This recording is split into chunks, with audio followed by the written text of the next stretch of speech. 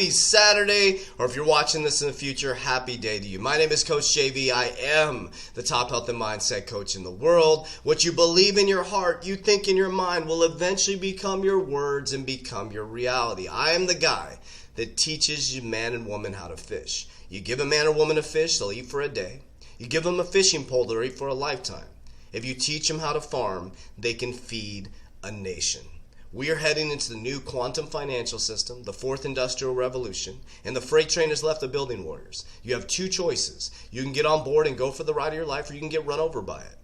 You got to take off your beeper, pick up your cell phone, and let's get ready to rock and roll, warriors. Again, my name is Coach JV. Like I said, I bring you news and media around the crypto space on a daily basis. I actually really enjoy doing it. I also am the host of the Coach JV podcast, one of the top motivation podcasts in the world, in my belief system. Remember, you got to believe in yourself, warriors. Also the author of Roads to Riches. Also, You Must Believe Way of Life. And I'm also a warrior coach, where I teach mind, body, immunity, and generational wealth building. I show my warriors my exact portfolio as I manage into the quantum financial system. I am not a financial advisor. None of it is financial advice. I'm just documenting my journey to over 700 warriors, cryptocurrency Discord, cryptocurrency call every single Thursday, a technical analysis team. We are now showing people exactly what we're doing in regards to learning leverage trading, things like that. Not a perfect academy, but one thing you will learn is how to reprogram your subconscious mind and how to get out of just being over broke. Because it starts right here, warriors. Everything's down below in the description, link in my description. You can join our free Facebook group, everything you need, my social media platforms. Follow me on Instagram at CoachJV_. That's it, warriors. That's it. So I'm not a financial advisor. It's not financial advice. Anything I say in here shouldn't be taken as financial advice either. This is for entertainment purposes only. Why would you believe a long-haired hippie guy with a cutoff shirt? I wouldn't. Make sure you don't believe a word I say. Learn how to fish, warriors. All right, so let's get right into it. The SEC lawsuit. Now, I'm a big XRP holder. I'm a huge fan of XRP, but I'm not foolishly just invested in one cryptocurrency. I have a broad portfolio of real-world solved fundamental cryptocurrencies that are going to change the world. My whole life doesn't bank on XRP nor Ripple succeeding, but I have a deep knowledge in banking.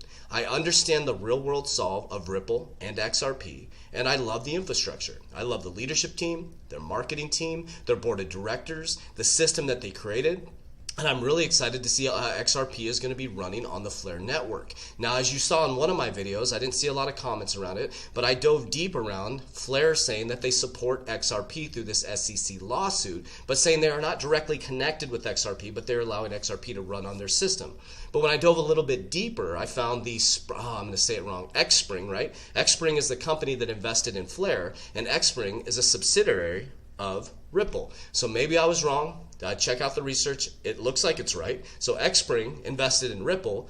Xspring is a subsidiary of Ripple. Xspring invested in Flare, and then Xspring is a subsidiary of Ripple. That's how deep I go, warriors. I'm not just jumping into coins just to have fun, warriors. This is about building generational wealth, and this is the way I think about it. Imagine if you're two people sitting there and your friend comes up to you and says, there's this guy building Apple computers, dude. Or they come up to you and say, there's these people going to start this internet thing. Whatever, dude. We're just going to write letters. There's going to be an email. What is that? And you had the opportunity to invest in it, warriors. Imagine where you would be right now.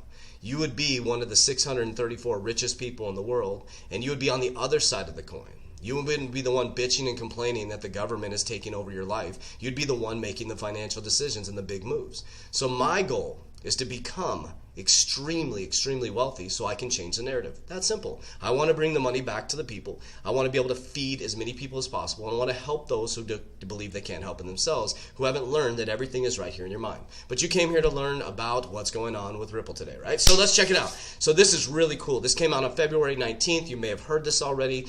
Today is the 20th, right? So it happened at 8 a.m. yesterday, so I'm sure it's all over the media out there. But I wanted to put this out to you guys. So SEC is dead wrong. Former chair Mary Jo White defends Ripple in pivotal crypto case. This is powerful, warriors.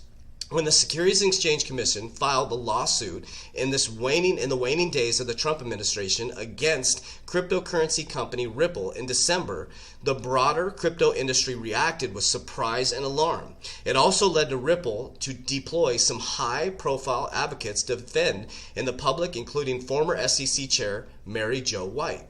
In the interview with Fortune, White claimed the agency she once led made a blunder in the suing of Ripple for the alleged sales of unlicensed securities. The sale in question relates to a digital currency, XRP, which was created by Ripple in 2013 and which today trades broadly in the market around the world. There is no way to sugarcoat it. They are dead wrong, legally, factually, White said. This is powerful. White's opinion should be taken with a grain of salt, given her current role as Ripple's attorney nonetheless. White's observation are worth noting given her stature as one of the country's top security lawyers and former U.S. attorney for the powerful Southern District of New York. White has firsthand insight into the politics, the processes, the information decision-making at the agencies like the SEC, which she led for nearly 4 years during Barack Obama's second presidential term. According to White, the fact that the SEC filed a complaint against Ripple in late December is telling. This was a time when most of the top people at the agency, including the former chair Jay Clayton, were on the cusp of departing after the SEC had spent years investigating Ripple. As a former U.S. attorney and SEC chair, you know that when it takes that long to figure out a case, you probably shouldn't be bringing it. That's powerful. It's not something I would be doing walking out the door, she said. Okay? Oh, my computer just jumped. What was that? Where'd it go here? It's not something I'll be going out the door. Give me 1 second. Oh, there we go. Well, the timing of the lawsuit has raised eyebrows. The complaint itself contains damning allegations. Specifically, the SEC claims senior executives, including former chairman Chris Larson and current CEO Brad Garlinghouse, have made millions for themselves selling XRP, even as Ripple failed to find practical use for the digital currency. In the agency's view, Ripple's main goal has been to induce people to buy XRP as a speculative investment. To make its case, the SEC points to the 1946 Supreme Court ruling that sets the definition of an investment contract, a definition that over the years has encompassed a wide variety of ventures such as orange groves, animal breeding programs, railroads, mobile phones, and enterprises that exist only on the internet. Despite the novelty of digital currencies, Ripple's sale of XRP is just another example of the company's flogging in speculative investment, according to the SEC. And under long-standing security laws, such as company is obliged to provide disclosures with the agency to help investors understand what they're buying. White claims that this narrative is misleading and the SEC struggled to develop a regulatory framework for crypto has led to it trying to fit a round peg into a square hole. This is powerful. She also argues that the agency's lawsuit arbitrary, especially given that the SEC recently declared that Ethereum, another popular cryptocurrency developed after XRP, is not a security. I've been bringing all this stuff up to you guys. Why did they say Bitcoin's not a security? Why did they say Ethereum's not a security, but they stopped at XRP? Their excuse is that they were stopped because they started going after bad actors within the cryptocurrency space. According to White, $15 billion in market cap was lost owing to the lawsuit, and she claimed this primarily comes at the expense of the ordinary investor the SEC charged with protecting. So they're supposed to protect us, and they destroyed our price, right? Well, the outcome of the lawsuit is uncertain for now.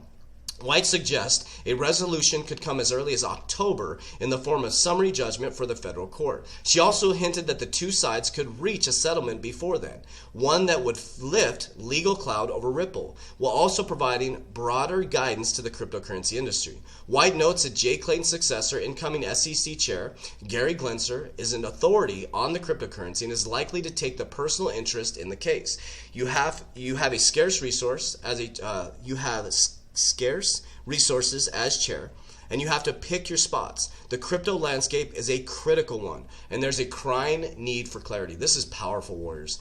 This is powerful. SEC dead wrong. I mean, you got to take it with a grain of salt, as they said, okay? So Ripple attorney expects summary judgment in October prior to settlement, right? We talked about this. So Mary Jo White, attorney for Ripple, expects a summary judgment in October prior to the settlement with the SEC. So I know this is a shorter video, but I wanted to bring this to you, warriors. Now, one thing I want to share with you guys, this is exciting times. And what I predict is around 2025 is when XRP is really going to take form.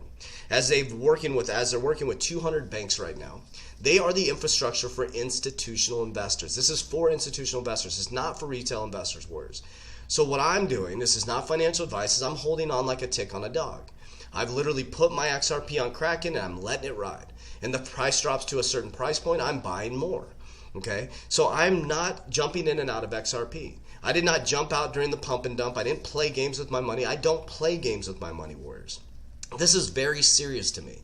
I'm working to build generational wealth for my family. I want to be involved in the biggest shift in generational wealth. I want to be involved in the creation of a new asset class. I want to be involved in the new infrastructure of our financial system, our new fourth industrial revolution. And I understand this based on my experience in banking, spending 12 years in banking, going to executive banking school, and understanding how to run and scale businesses. Cryptocurrency, blockchain, these protocols are changing the world. Just like you questioned it when we went into the internet, right? You questioned it. We went from letters to emails. Eventually, your financials are going to be just like an email. You're just going to send a text message to be able to send somebody money across the world. And that's where we're heading, warriors. And we're in the biggest bull run in history right now, but I think it's really going to hit around 2025. So this is a long-term game, warriors. This isn't about a pump and dump, get rich quick scheme. Because if you're ever trying to get rich quick, you're going to get wrecked.